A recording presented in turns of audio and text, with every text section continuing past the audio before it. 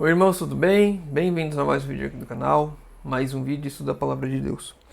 Hoje, continuando nosso ano bíblico, nós vamos ler Parábolas de Jesus, capítulo 13, um sinal de grandeza. Lembrando aos irmãos, esse é apenas um resumo do meu resumo. Recomendo aos irmãos a leitura do capítulo completo no aplicativo da Bíblia ou então ouvir o audiobook. Vamos lá, Parábolas de Jesus, capítulo 13, um sinal de grandeza. A uns que confiavam em si mesmos, crendo que eram justos e desprezavam os outros, dirigiu Cristo a parábola do fariseu e do publicano. O fariseu sobe ao templo para adorar, não porque sente ser pecador necessitado de perdão, mas por julgar-se justo e esperar obter elogio. Então aqui nós vemos aqui que Jesus apresenta dois grupos de pessoas. Um que é representado pelo fariseu e outro pelo publicano. E nós já vemos aqui como que é a adoração e o motivo de que o grupo do fariseu, vai até o templo adorar. Porque se julgam justos e esperam obter elogio. Isso aí é um aviso para mim e para você, para que não sejamos do grupo dos fariseus. Irmos para a igreja com o objetivo de quê? De mostrar a nossa justiça, a nossa própria justiça, mostrar como nós fazemos as coisas direito, fazemos as coisas bem, e ao final disso receber elogios. Então eu vou lá cantar e espero que as pessoas venham me elogiar, vou lá pregar e espero que as pessoas venham me elogiar. Esperava assegurar-se o favor de Deus e dos homens. Sua adoração é motivada pelo interesse próprio. Então nós vemos que esse grupo dos fariseus, eles são motivados pelos seus próprios interesses, pelas suas vontades. Não há uma abnegação, não há um reconhecimento de Deus. É tudo voltado e centrado no próprio eu. O grupo dos adoradores como fariseus está centrado no próprio eu. Julga seu caráter não pelo caráter santo de Deus, mas pelo caráter de outros homens. Seu espírito desvia-se de Deus para a humanidade.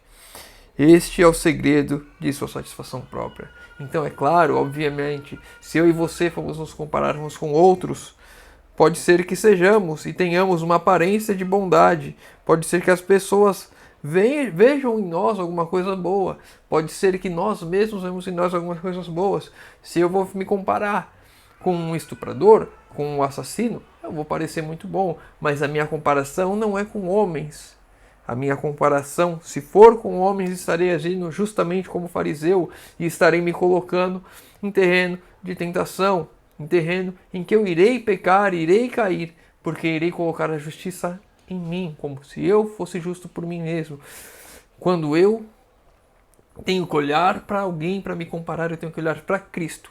E aí eu verei o quão ruim eu sou e verei o quanto eu necessito de Deus em minha vida para ter uma transformação e uma mudança de fato.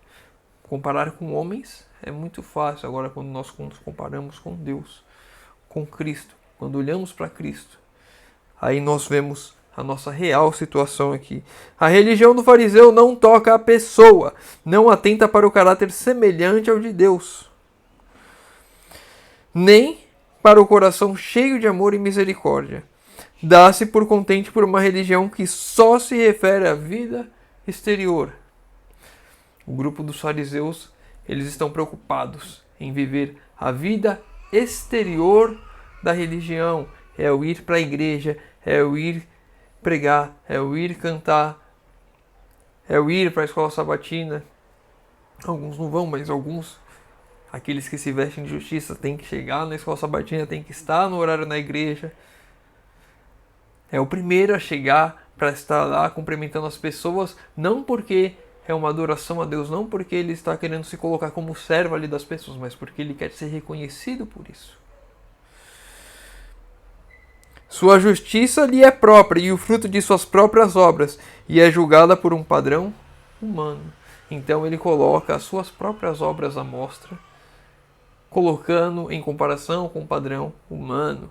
Normalmente o fariseu é aquele que estuda um pouquinho mais da lição, então ele está sempre comentando a lição. Olha aquele irmão ali sempre comentando a lição, o irmão está pregando, o irmão está sempre à frente, o irmão está... Pessoas que se colocam à disposição apenas para uma religião exterior. Aqueles que julgam. Fulano de tal só chega atrasado na igreja, não sabe nem qual é o motivo. Pessoas que julgam, pessoas que se comparam com pessoas.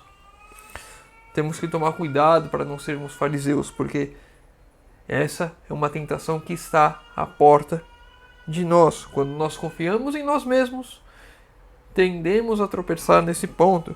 Como o fariseu julga a si próprio por outros homens, julga os outros por si. Exatamente isso, né? Eu cheguei no horário, a pessoa não chega, julgando as pessoas por si. Sua justiça é avaliada pelas deles. E quanto piores, tanto mais justo parece ele. Então, quanto mais você vê as pessoas errando, mais justo você se acha, mais bom você se acha. Porque você não está olhando para Deus e sim para homens. Eu e você temos que aprender a não olhar pelas pessoas. E aquele verso que eu sempre repito aqui, de Mateus 7, verso 1, para que não julgueis, para que não sejais julgados, é justamente isso. Eu não devo apontar o dedo para o meu irmão e criticar pela crítica, porque eu acho aquilo errado, porque eu não quero entender o que ele está passando, porque o formalismo é mais importante. É a roupa que eu uso, é o horário que eu chego, é estar na igreja todos os dias. A minha religião, apenas dotadas de obras exteriores, uma religião de aparência, uma religião que não há uma verdadeira conversão. Sua justiça é avaliada pelas deles, e quanto piores, tanto mais justo para eles. Sua justiça própria o leva a acusar os demais homens, condena ele como transgressores da lei de Deus. Deste modo manifesta o próprio espírito de Satanás, o acausador dos irmãos. Impossível-lhe é, nesse espírito, entrar em comunhão com Deus. Quando você começa a julgar as pessoas pelas suas próprias obras, obras de aparência exterior, quando você não olha para Deus, as obras não provêm de Deus, mas sim de você mesmo, e você começa a julgar, o espírito de Satanás está conduzindo. Porque aquele que aponta o dedo para criticar não é divertir, não é admoestar, mas apenas para criticar, então, sim, está agindo como o próprio acusador. E aqui falando do publicano, sabia que em si não tinha méritos para recomendá-lo a Deus, e em absoluto desespero clamou: ó Deus, tem misericórdia de mim, pecador. Não se comparou com outros, esmagado por um senso de culpa, estava como que só na presença de Deus. Seu único desejo era alcançar a paz e perdão. Foi sua única súplica, a bênção de Deus, e foi abençoado. Quando nós não nos colocamos olhando para as pessoas, fazemos como publicano, olhamos para Deus, sabemos que temos nossos erros, que temos nossas falhas, que precisamos de Deus, que necessitamos de Deus. Ele está pronto para ajudar, Ele está pronto para nos abençoar, para nos guiar o caminho. As obras boas que possam provir de mim e de você quando reconhecemos que de nós nada vem de bom, essas obras boas serão obras que provêm do próprio Deus. O fariseu e o publicano representam dois grandes grupos que se dividem, os adoradores de Deus. Seus primeiros representantes encontram-se nos dois primeiros filhos nascidos neste mundo. Caim julgava-se justo e foi a Deus com uma simples oferta de gratidão. Não fez confissão de pecado, nem reconheceu que carecia de misericórdia. Abel, porém, foi com sangue que apontava ao Cordeiro de Deus. Foi como pecador que confessava estar perdido. Sua única esperança era o imerecido amor de Deus. E nós vemos que esses dois grupos agora, desde Gênesis, e hoje também, o joio e o trigo, os peixes bons e os ruins, o fariseu e o publicano, sempre teremos dois grandes grupos convivendo juntos. Aqueles que se acham melhor que todos os fariseus, os caíns que são extremamente justos, em que estão fazendo um favor a Deus por adorá-lo. e aqueles que reconhecem que são pecadores, que necessitam da misericórdia de Deus, que olham a transformação que precisa acontecer em suas vidas e clamam a Deus em desespero, porque olhando para si mesmos, reconhece que por eles aquilo é impossível. A intuição de necessidade e o reconhecimento de nossa pobreza e pecado é a primeira condição para sermos aceitos por Deus. Precisamos reconhecer que precisamos de Deus. E só assim seremos aceitos por Deus. Porque reconhecemos que precisamos de fato. E Ele está pronto para atender a essa necessidade. A cada um dos grupos representados pelo fariseu e publicano há uma lição na história do apóstolo Pedro. Na primeira parte de seu discipulado, Pedro tinha-se por forte, semelhante ao fariseu. Não eram a seus olhos como os demais homens. Quando Cristo, na noite que foi traído, preveniu seu discípulo: todos vós, essa noite, vos escandalizareis de mim. E Pedro retrucou confiantemente: ainda que todos se escandalizem, nunca porém eu. Pedro não conhecia o perigo que o ameaçava. A confiança própria esmagou-o. Julgou-se capaz de resistir à tentação, mas poucas horas depois veio a prova e com a blasfêmia e perjúrio negou ao Senhor. Quando nós confiamos demais em nós mesmos, temos a tendência de tropeçar exatamente como o fariseu, como o grupo do fariseu, aqueles que se acham que em si mesmos terão forças para vencer qualquer coisa. E Pedro estava naquela situação antes de negar a Cristo 3 vezes. E quando o galo cantou, que ele olhou para Cristo, ele viu, e o choro amargo de Pedro era justamente como o publicano se apresentando a Deus, arrependido, mostrando que entendia que carecia de Deus para ter forças para prosseguir. E assim ele foi atendido com o perdão. Confiando-lhe ao cuidado das pessoas pelas quais o Salvador depusera a vida, deu Cristo a Pedro a maior prova de estar convencido de sua reabilitação. O discípulo que outrora inquieto, orgulhoso, confiante em si mesmo, tornara-se submisso e contrito. Desde então, seguiu o seu Senhor em abnegação e sacrifício próprio. E aqui está 2 características daqueles que são realmente conversos, que reconhecem que precisam de Deus, que reconhecem que estão neste mundo e propensos a cair no momento em que eles confiarem em si mesmos. Depositam toda a sua confiança em Deus.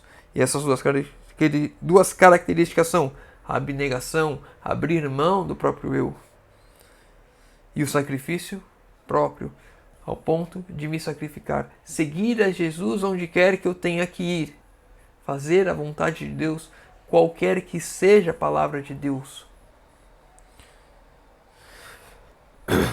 O mesmo mal que levou Pedro à queda e excluiu da comunhão com Deus, os fariseus, torna-se hoje a ruína de milhares. Exatamente a mesma confiança que Pedro tinha, aquele ímpeto de que com ele aquilo não queria acontecer, acontece hoje com milhares. É a ruína de milhares. Acho que dá tempo de eu contar um testemunho meu bem rápido. Que eu também pensei que, assim como Pedro, jamais eu iria mudar, jamais eu iria cair, jamais eu iria me afastar. Porque eu era ateu e agora eu conhecia a Deus. E eu reconheci uma vida totalmente errada antes e agora eu tenho uma vida conversa. Uma pessoa que passou por essa experiência não tem como se afastar de Deus. E em alguns anos depois do meu batismo, um ano e meio depois, 2 anos, eu já estava enfraquecendo na fé, porque estava confiando em mim mesmo. Então eu já contei o testemunho de como eu comecei a aplicar a reforma de saúde em minha vida, que ainda tenho muito a aprimorar, tenho que fazer exercício físico, tenho que tomar mais a luz do sol, tenho que melhorar o meu período de descanso, tem tantas coisas que devemos fazer. Então eu mudei a minha alimentação, e ganhei uma nova vida e percebi que por mim mesmo, assim como Pedro lá atrás percebeu que por ele mesmo, na confiança dele, ele iria tropeçar se eu continuasse achando que pela minha experiência passada de estar o mais extremo possível longe de Deus, não queria me afastar, estava vendo eu me afastando aos poucos, então eu percebi que precisava depender e me entregar a Deus cada dia. Nada é tão ofensivo a Deus, nem tão perigoso para o espírito humano como o orgulho e a presunção. De todos os pecados é o que menos esperança incute e o mais irremediável. O orgulho, a presunção de achar que nada vai dar errado em sua vida, aquela confiança cega. Esses dois vão trazer a ruína e são os mais difíceis de serem tirados, são os mais irremediáveis. O Espírito Santo começa a falar, clamar, como Cristo perguntou para Pedro, alertou a Pedro que ele iria negar 3 vezes, e ele falou que não iria. Criticou a Cristo por ter alertado ele e caiu. A queda de Pedro não foi repentina, mas gradual.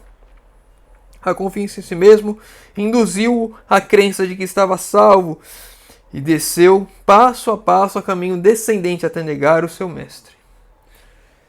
Nós começamos num estágio ruim, e enquanto nós não ouvimos a voz do Espírito Santo clamando a nós, nós vamos progredindo cada vez mais eu progrido em praticar o mal, em falar o mal, em pensar o mal. E quando eu vejo, eu chego no ponto de limite, onde Pedro chegou a ponto de negar a Cristo.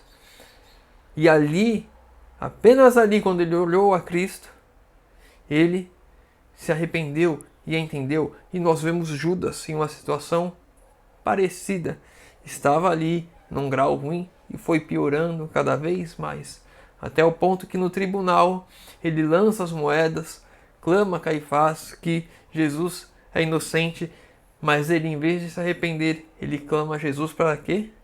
Para que Jesus saia dali, mostre o seu poder, em vez de clamar por perdão e misericórdia por tudo aquilo que ele fez. Deve-se ensinar cada pessoa a acariciar a esperança e a fé, mas mesmo quando nos entregamos a Cristo e sabemos que Ele nos aceita, não estamos fora do alcance da tentação. Mesmo quando nos entregamos a Cristo e Ele nos aceita, não estamos fora do alcance da tentação. Podemos ser tentados, podemos tropeçar, podemos falhar e cair, se não vigiarmos, se não nos entregarmos todos os dias a Cristo. No momento em que soltamos a mão de Cristo, no momento em que nos afastamos de Cristo, no momento em que paramos de olhar para Cristo, tropeçamos, caímos, afundamos, como Pedro, quando o olhar, a visão de Cristo foi encoberta e ele afundou no mar. Assim eu e você vamos nos afundando na lama do pecado. Esse capítulo é muito bom, tem muita coisa. Tinha um texto que eu queria trazer com os irmãos, já estamos em 18 minutos. E eu acho que eu não vou achar. Vamos ler esse aqui que é mais curto. E a mesma compaixão manifestada para salvar a Pedro é oferecida a todo indivíduo que cai em tentação. É o ardil especial de Satanás levar o homem ao pecado e então deixá-lo desamparado, tremendo, receando suplicar perdão. É uma estratégia de Satanás nos alimentar com o nosso ego, nos colocar em um pedestal e então nos derrubar. E quando ele nos derruba, ele nos coloca em uma tal situação que temos medo de pedir a Deus ajuda, temos medo de olhar para Deus, porque nós vemos o tanto que erramos. E ali ele está tripudiando na nossa desgraça. Mas Deus, mesmo nessa situação, ainda estende a mão a nós.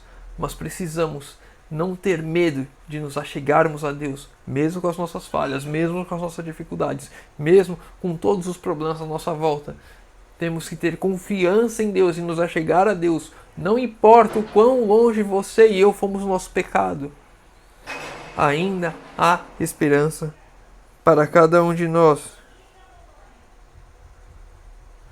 Em todo poderio satânico não há força para vencer uma única pessoa que se rende confiante a Cristo. Não tem tentação que vai me vencer ou te vencer se nos entregarmos a Cristo confiantemente nele, que ele vai nos prover o poder para suportar qualquer dificuldade, que Ele vai nos dar forças para não cairmos na tentação. Não tem nada que o nosso inimigo possa fazer que irá nos tirar dos caminhos de Cristo, a não ser que nós larguemos a mão de Cristo.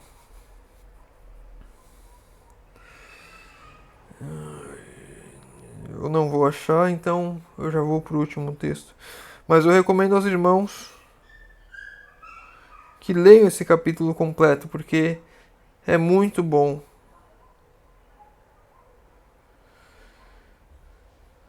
Deixa eu ver, acho que é esse texto.